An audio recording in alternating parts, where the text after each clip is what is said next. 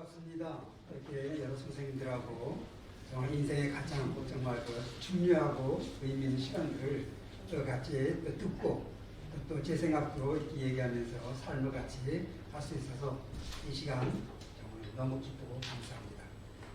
우리가 삶을 살면 특히 이제 오늘 제목처럼 내 삶에 가장 기뻤던 일과 가장 슬펐던 일. 저는 이제 인생의 삶을 가끔 내가 말씀드리지만은 과거의 어떤 여러 가지 기억들과 미래의 어떤 소망들을 가지고 현재 우리가 얼마나 열심히 살아가는가. 이제 현재 삶이 우리의 삶이라고 이렇게 항상 얘기를 하는데 오늘은 제목이 기뻤던 일, 슬펐던 일. 이 가면 어떻게 과거의 우리의 생각들, 과거의 사건들 이런 거에 중점을 두고 오늘 얘기하게 되는 것 같아요. 근데 우리의 삶은 사실들이 어떤 시간 속에서 계속 쌓여져 나가는 거죠. 우리 삶은. 근데 사건 사실들은 사실 기억되면서 현재 삶의 일부가 되고 있는 겁니다. 우리 오늘도 우리 기쁜 하루가 되는 것이고 오늘의 삶을 풍성하게 하는 것이죠. 근데 이런 기억들은 그 세월의 흐름에 따라 일부 삭제되게 해요. 또 어떻게 보면 왜곡되기도 하고 퇴색이 되죠. 우리 기억들 삶 속에서. 근데 그 당시 어떤 기뻤던 일들은 지금 그러나 그 당시 기쁨으로 남아있지 않을 수도 있어요.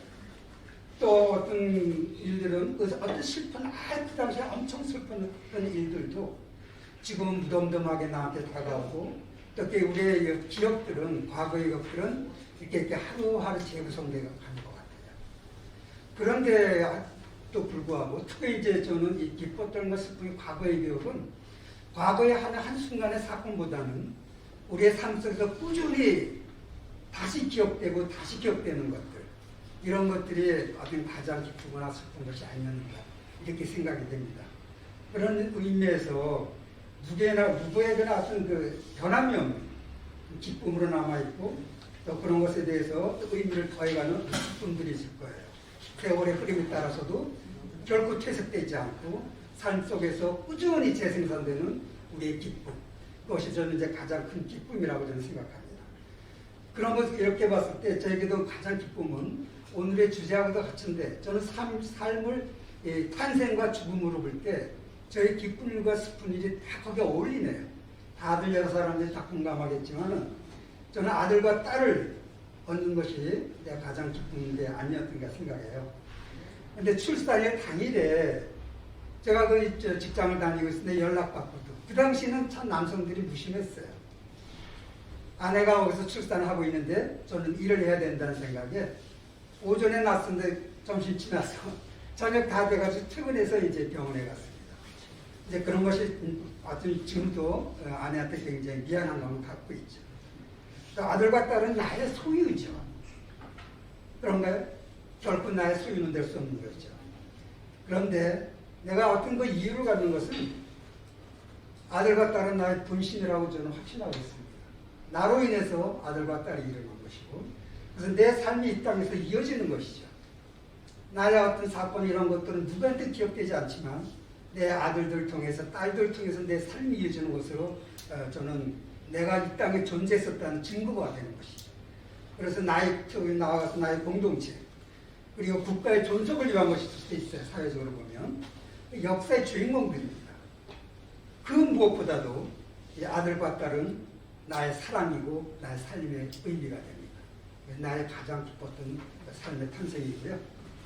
또 한편 내 삶에 가장 슬펐던 일 아까도 말씀드렸지만은 이 슬픔의 감정도 과거에 하나서 큰 충격적인 사건으로 남는 것이 아닌 시시때때로 나한테 조용히 스며드는 슬픔을 얘기하는 건데 다 누구나 어머니의 생각을 있을 거예요.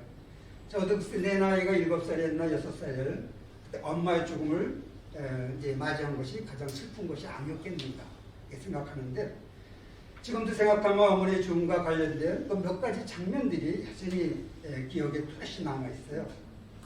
근데 어머니, 제가 이제 이태원 언덕 위에 살고 있었는데 어머니 죽음 소식을 들은 그날 뭔지 모르겠지만 바로 이 누님이 셋이 있었는데 바로 이 누님하고 제가 손 붙잡고 어디로 울면서 다가갔는데 그게 아마 제가 다니고 있던 이태원에 지금도 있어요. 큰 이태원 교회가 있었는데 아마 그 교회를 향해서 뛰어가지 않았는가 울면서 갔던 기억이 지금도 생생하고요.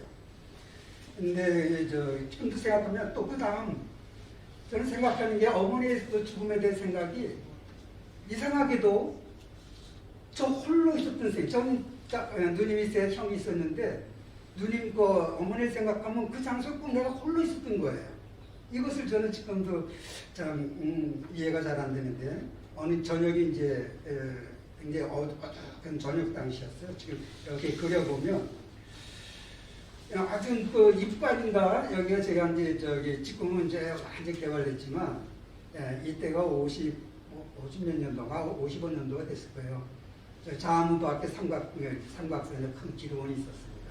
막 거기에 어떤 장면인 것 같은데 이 망치 소리는 지금도 그냥 그 방이 어스름하고 그냥 이렇게 그늘이 지금 어두어두한데 지금도 귓가에 그 소리가 들려요.